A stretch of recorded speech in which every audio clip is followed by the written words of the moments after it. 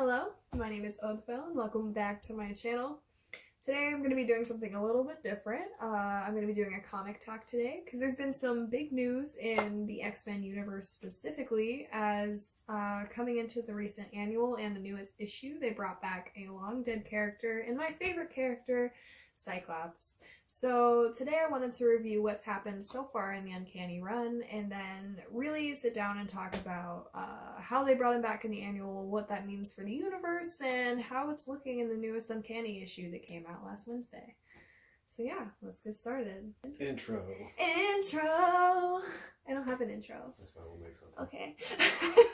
That's the intro. Guess. So in case you guys haven't been keeping up with the newest Uncanny XMen run that started, I think, in November of 2018, essentially what happens is it starts off with Jean having a premonition that Kitty Pryde is missing and all kinds of terrible atrocities start happening, heavily featuring multiple men. She wakes up in the morning to find out that Kitty's in fact fine and on an aircraft carrier with another team going to a mission. This all changes when Kitty Pryde all of a sudden can't help but phase and falls through the ship and disappears, thus essentially fulfilling the premonition that she had. On top of that, the X-Men are faced with a bunch of weird supernatural phenomenons like dinosaurs popping up and like extreme droughts that not even Storm can fix and all kinds of weird stuff. Noel ends up getting seriously injured and they race back to the X-Mansion where Beast takes care of him.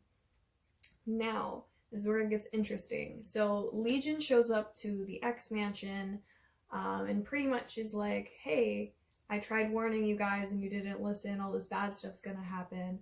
Meanwhile, Jean tracks down Multiple Man to find out that he's been kidnapped by Legion and Legion has been forcing his personalities into Multiple Man to do all kinds of crazy stuff after a huge battle with like a bunch of Multiple Mans. So it's this point that they race back to the mansion realizing what's happened, only to be greeted by 4 horsemen, but not of the apocalypse. Instead, they are 4 horsemen of X-Man. You find out also at the end of, I think, the first issue that X-Man has not only kidnapped Kitty Pryde, but he also is responsible for the kidnapping of Senator Allen and Apocalypse to use as some type of political counsel for making his decisions. So the 4 horsemen attack the X-Men and they can tell they're pretty much going to lose at this point, like they weren't expecting this. Jean and Psylocke decide that they're going to do a psychic shield that essentially makes it look like they're all dead. And it works out and the horsemen leave. And this gives time for the X-Men to try and plan their next move. And they do. And they pretty much lock up Legion and they're like, you've done enough to mess this up, so you can stay in the mansion. And they tell the teenage team to also stay in the mansion because they don't want them getting hurt, because one of their team members has already been pretty seriously hurt. Now, it's also at this point, and it's kind of a subplot that's going to come back later, pretty much at the end leading into the annual, but it's around this point that we learn that Anole has actually stolen one of the serums that Beast is working on that would later become the mutant vaccine. So it's at this point that everyone pretty much is like, okay, well, we're gonna go strike X-Man. And this is skipping a little bit, but pretty much it leads up to this battle where they're fighting X-Man. And eventually it gets to the point where they're like, okay, we can't really do this. So they trap X-Man into the mind of Legion, who was freed and brought to the battle by the teenage team against Jean's commands, essentially.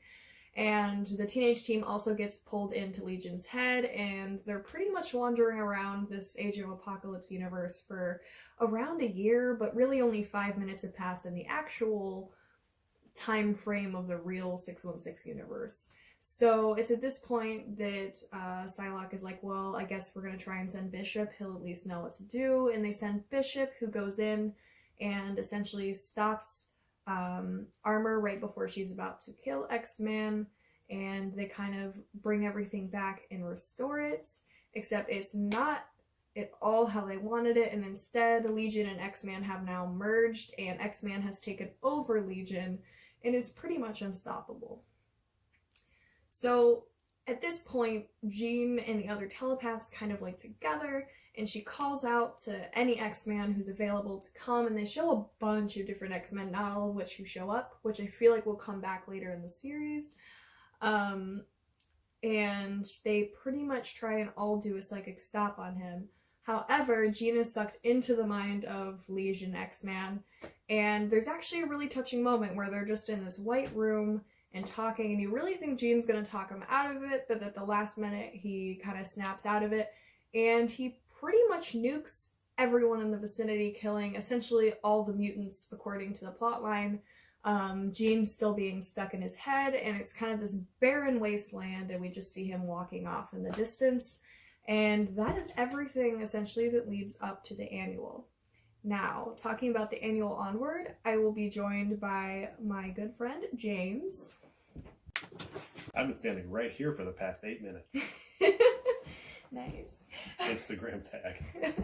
So in the annual, taking a closer look at it, it's actually a little bit complex because it not only mentions events that have happened in Uncanny, but it also references a lot of things from the very end of the 5-part miniseries of Extermination, where essentially the time-displaced teen X-Men are finally sent back home. So young Cable, who kills off old Cable for kicks during Exterminated, ends up digging up his dad's corpse on Muir Island, all riddled with disease though it may be, and has somebody that Cyclops rescued back when he was just a young Cyclops, not the shitty young Cyclops, but Cyclops when he was a youngin'. Saved him from some no-name supervillain who got sent to jail, coincidentally for the exact same time that it takes for them to bring Cyclops back in this issue by a week or so. And the trial process would have been real expedient. They dig him up. This guy essentially makes a Phoenix filter siphon that they use to implant in Cyclops' heart as he's a corpse. And then when Jean Grey inevitably gets brought back, because she always does, during the events of, when was it? It was Phoenix Resurrection, yes. And they actually do a really good job of matching a lot of the panel art pretty close to the end of Phoenix Resurrection. Like if you put them side by side, it's actually pretty close, and it pretty much shows the moment she kills him by getting rid of the Phoenix, and her goes into the weird little. Yeah, she brings Cyclops back from the dead for all of about 35 seconds, and during that time, the little machine thump the diddly bop that they put in his chest started Cyclops up again, and eventually it brought him back to life. Young Cable, being the a-hole that he appears to be, just puts him back in the ground and leaves him to optic blast his way from 6 feet under.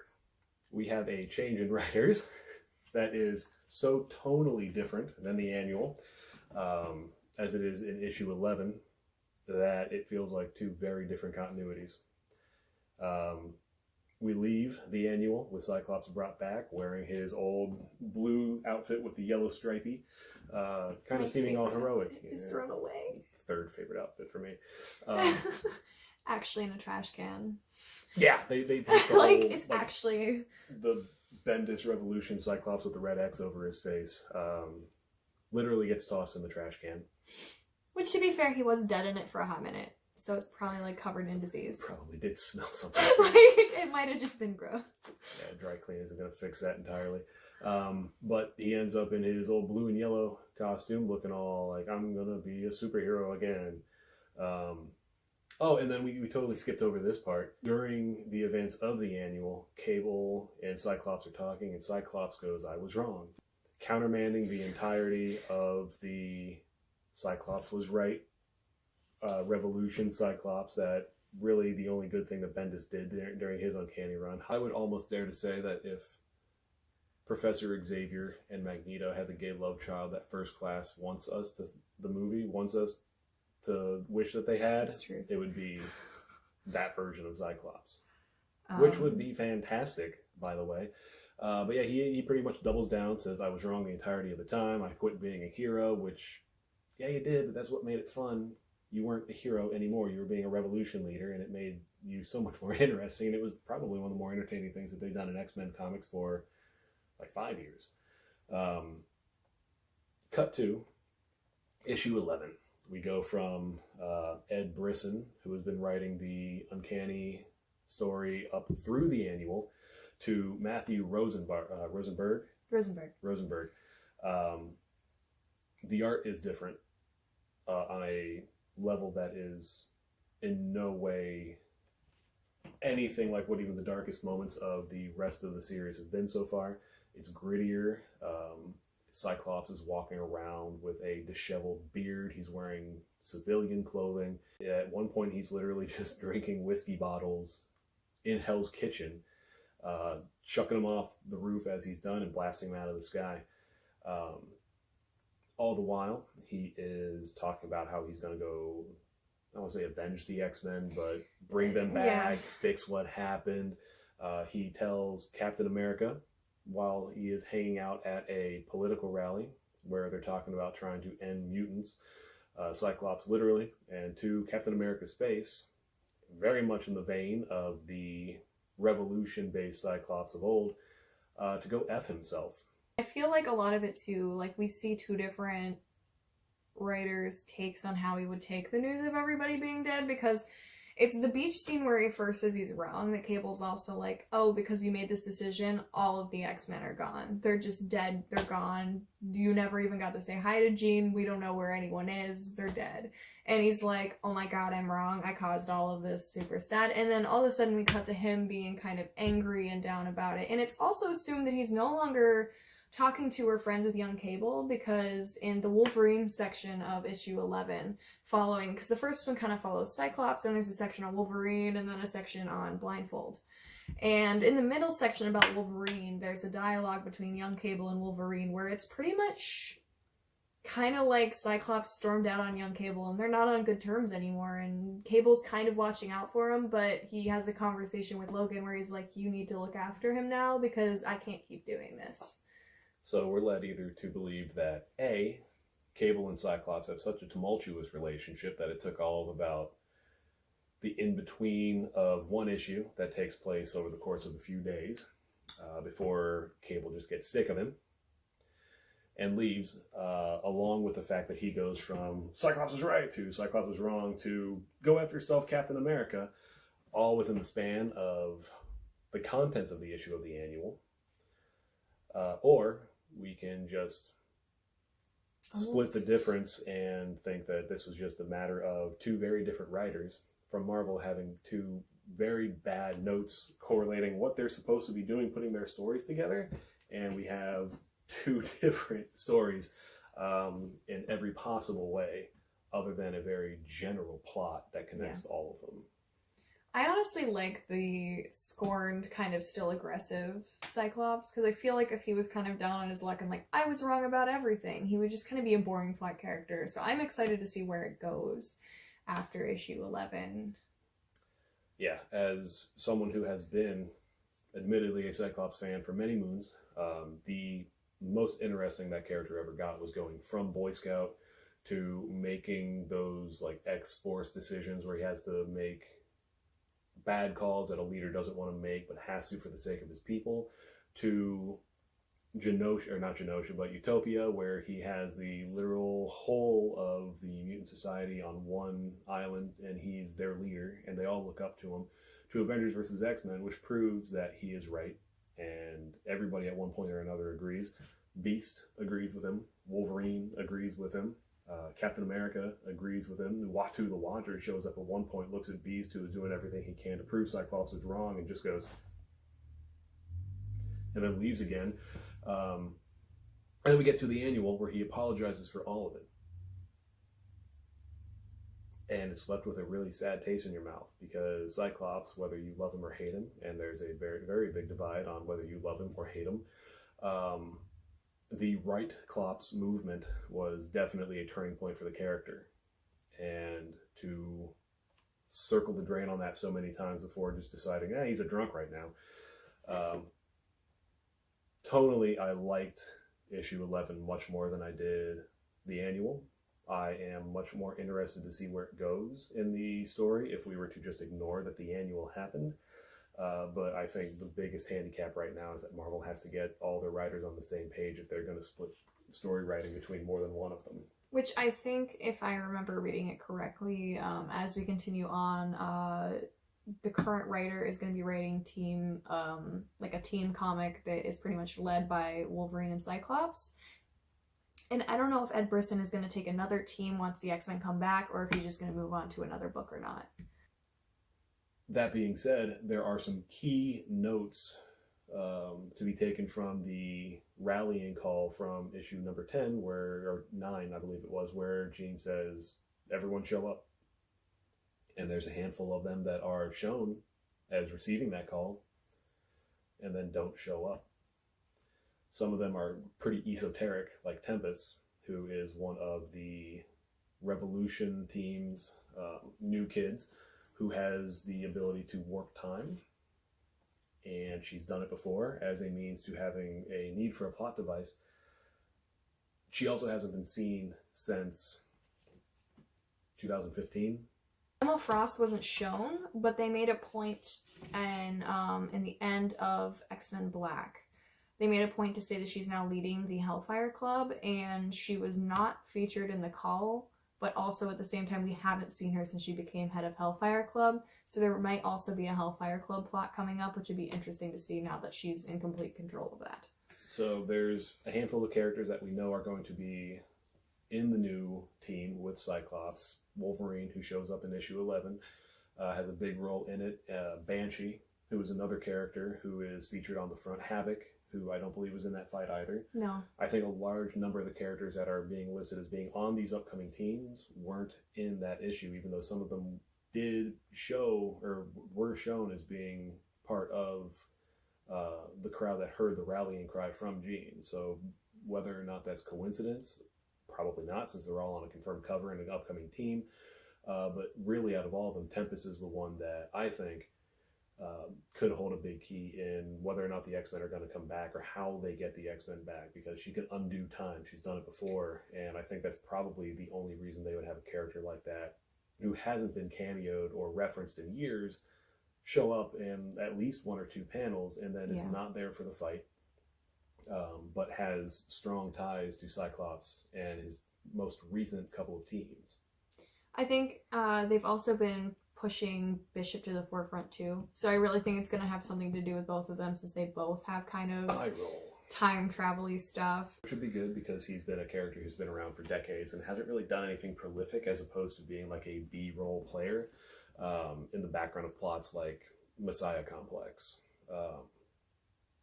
I am always a fan of seeing people of color in comic books be more of a forefront. So Bishop showing up is definitely good when he's got a front row and center role to play. The weird part about it is that they're shoehorning him in as Jean Grey's love interest. That is only in the AU, but there's kind of been whispers around that, like, Jean is dead, and they're gonna pull this Jean to 616, and that could mean a continued relationship between her and Bishop. With everything that's happened with him and Cable and Hope, like, that just leaves a really bad taste in my mouth personally, but I'm not going to judge it till I read it, but it's really hard to kind of get behind. So yeah, that's where the X-Men universe is headed right now. Let me know if you think that this is a good change, if you're excited to see characters like Wolverine and Cyclops finally back, if you're tired of seeing them, let me know. If you want to see more stuff like this too, like, let me know. I'd be totally cool to do more comic talks. Thank you guys so much for watching. Make sure to like this video, and if you like my channel in general, hit the subscribe button and the little bell in the top corner for notifications. And yeah, I'll see you guys again soon. Bye!